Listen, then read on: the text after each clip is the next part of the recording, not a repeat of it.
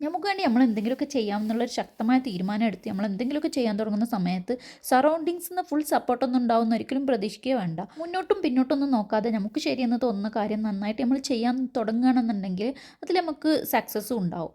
ഞാനിങ്ങനെ ഒരു പരിപാടി തുടങ്ങുന്ന സമയത്ത് കുഴപ്പമില്ലാത്തൊരു ജോലി ഉണ്ടായിരുന്നു. അതൊക്കെ ഒഴിവാക്കിയിട്ടാണ് ഞാൻ ഇതിലേക്ക് ഇറങ്ങുന്നത്. അന്ന് തന്നെ ഞാനിത് അങ്ങനെ പുറത്താരോടും പറഞ്ഞിട്ടുണ്ടായിരുന്നില്ല. എൻ്റെ ഫ്രണ്ട്സിനൊക്കെ കുറച്ച് ആൾക്കേ അറിയുണ്ടായിരുന്നുള്ളൂ. അപ്പോൾ ഫ്രണ്ട്സ് കൂടുതൽ പേരും ഇതിനെ ബാക്ക് ഓഫ് ചെയ്യാൻ തന്നെയാണ് നോക്കിയത്. സപ്പോർട്ട് ചെയ്ത് 1-2 പേരേ ഉണ്ടായിരുന്നുള്ളൂ. അങ്ങനെ നമ്മൾ 1-2 പേരൊക്കെ തന്നെ നമ്മുടെ കൂടെ നിൽക്കാനുണ്ടാവുള്ളൂ. എനിക്കങ്ങനെ ഒരു സപ്പോർട്ട് കിട്ടിയ സമയത്ത് അതെനിക്ക് വലിയൊരു മോട്ടിവേഷനായിരുന്നു. അവരെന്നെ മെൻ്റലിയും ഫിനാൻഷ്യലി ഒക്കെ സപ്പോർട്ട് ചെയ്തിട്ടുണ്ടായിരുന്നു. അതുതന്നെയായിരുന്നു ഇതുമായി മുന്നോട്ട് പോകാനുള്ള ഒരു ധൈര്യം. അങ്ങനെ ഞാനിന്ന് ജോലി ചെയ്തിട്ട് അന്ന് എനിക്ക് കിട്ടിയിരുന്ന സാലറിയിലേറെ അതിൻ്റെയൊക്കെ ഡബിള് ത്രിബിളൊക്കെ എനിക്ക് ഇന്ന് സമ്പാദിക്കാൻ പറ്റുന്നുണ്ട്. ഇന്നിവിടെ നല്ല ഓർഡറായിരുന്നു. 2ാം റൗണ്ട് കുക്കിംഗാണ് ഇപ്പോൾ ചെയ്യുന്നത്.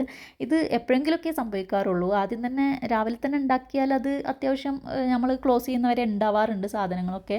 നല്ല ക്വാണ്ടിറ്റി ഉണ്ടാക്കാറുണ്ട്. ഇന്നിപ്പോൾ ഓർഡർ കൂടുതലായതുകൊണ്ട് തന്നെ എല്ലാം കഴിഞ്ഞു. പിന്നെ ഇവിടെ ഓൺലൈൻ മാത്രമല്ല ടേക്ക് അവേയും കൂടി ഉണ്ട്. അതുകൊണ്ട് സാധനങ്ങളൊക്കെ കഴിഞ്ഞ സ്ഥിതിക്ക് 2ാം റൗണ്ട് കുക്കിംഗാണ്. പിന്നെ അതിൻ്റെ ബാക്ക്ഗ്രൗണ്ടൊന്നും നോക്കണ്ട. ഇത് നല്ലൊരു ഹെവി കുക്കിംഗ് കഴിഞ്ഞിട്ടുള്ള കിച്ചണാണ്. സ്റ്റൗവൊക്കെ അതാണ് അങ്ങനെ കിടക്കുന്നത്. പിന്നെ അത് നമ്മൾ ഇടയ്ക്കിടയ്ക്ക് ക്ലീൻ ചെയ്യാമെന്നറിയുന്നതൊന്നും ഇവിടെ പോസിബിൾ അല്ല. അപ്പോൾ അതെല്ലാം കഴിഞ്ഞ് രാത്രിയാണ് നമ്മൾ ക്ലീൻ ചെയ്യാറ്. രാവിലെ നമ്മൾ വരുന്ന സമയത്ത് നല്ല ഫ്രഷ് ആയിരിക്കും കിച്ചണ്. അപ്പോൾ ഇന്ന് ഫുഡൊന്നും കഴിക്കാൻ സമയം കിട്ടിയില്ല. സാധാരണ ഫുഡൊക്കെ കഴിച്ച് വീട്ടിൽ പോകുന്ന സമയമായിട്ടുണ്ട്. ഇന്നിപ്പോൾ അതിന് സമയം കിട്ടിയില്ല. അപ്പോൾ എനിക്ക് ചോറ് ലേറ്റ് ആയതുകൊണ്ട് തന്നെ ചോറൊന്നും കഴിക്കാൻ തോന്നുന്നില്ല. അപ്പോൾ ഞാൻ കുറച്ച് ഈ മധുരക്കിഴങ്ങ്, അതായത് സ്വീറ്റ് പൊട്ടാറ്റോ സ്റ്റീം ചെയ്ത് വെച്ചിരുന്നു. അപ്പോൾ അത് ഒരു അച്ചാറും കൂട്ടി 19s കിഡ്സിനൊക്കെ ഒരിക്കലും മറക്കാൻ പറ്റാത്തൊരു പിക്കിളായിരിക്കും ഇത്. സ്വാസ്തിക്കിൻ്റെ ഈ 1 റുപ്പി പിക്കിൾ. ഇതിപ്പോൾ ഞങ്ങൾ പാർസൽ കൊടുക്കുമ്പോൾ അതിൻ്റെ കൂടെ കൊടുക്കുന്നതാണ്. ഇതിപ്പോൾ അന്നൊക്കെ ഞാൻ നന്നായിട്ട് കഴിക്കുമായിരുന്നു, ചെറിയ കുട്ടിയായിരുന്ന സമയത്തൊക്കെ. പക്ഷേ ഇപ്പോൾ അത് എനിക്ക് ഒട്ടും ഇഷ്ടമല്ല. അതിൻ്റെ ഈ ഗാർലിക്കിൻ്റെ ഫ്ലേവർ മാത്രം കുഴപ്പമില്ല. അച്ചാറൊക്കെ ഇപ്പോൾ പൊതുവേ കഴിക്കാറില്ല. പക്ഷേ ഇപ്പോഴത്തെ മക്കൾക്കൊന്നും, എൻ്റെ മോനൊന്നും ഒരിക്കലും അച്ചാർ എന്ന് പറയുന്ന സാധനം കഴിക്കാറില്ല.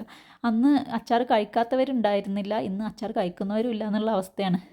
അപ്പോൾ ഫുഡൊക്കെ കഴിച്ച് ഞാൻ നേരെ വീട്ടിലേക്ക് പോവുകയാണ്. നടന്നാണ് പോകുന്നത്. സ്കൂട്ടി അവിടെ തന്നെ വെച്ചു. കുറേ ലേറ്റ് ആയിട്ടുണ്ട് കേട്ടോ. എന്ന് വരുന്നതിലേറെ ഒരുപാട് ലേറ്റ് ആയിട്ടുണ്ട്. അപ്പോൾ ഒരു 3:30 ആകുമ്പോൾ ഇവിടെ ബാങ്ക് കൊടുക്കും, അസർ ബാങ്ക് കൊടുക്കും. അപ്പോൾ അതിൻ്റെ മുമ്പ് പെട്ടെന്ന് ഓടി പോവുകയാണ് നിസ്കരിക്കാൻ വേണ്ടിയിട്ട്, ളുഹർ ഖളാവാതിരിക്കാൻ വേണ്ടിയിട്ട്. അപ്പോൾ ഇവിടെയാണ് എൻ്റെ വീട്. ഒരു കുഞ്ഞു വീടാണ്. നല്ല തണുപ്പാണ് ഇവിടെ. നട്ടുച്ചയ്ക്കുള്ള വെയിലിനും കൂടിയും ചൂടില്ല.